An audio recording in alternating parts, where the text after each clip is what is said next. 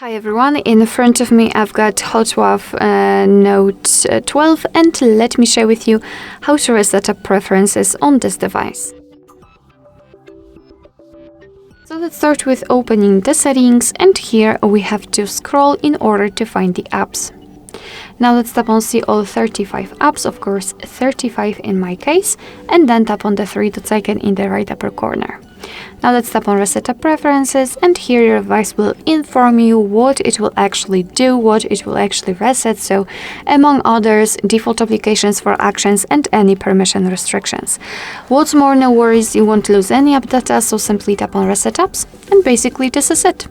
This is how to reset up preferences in your device. Thank you so much for watching. I hope that this video was helpful, and if it was, please hit the subscribe button and leave the thumbs up.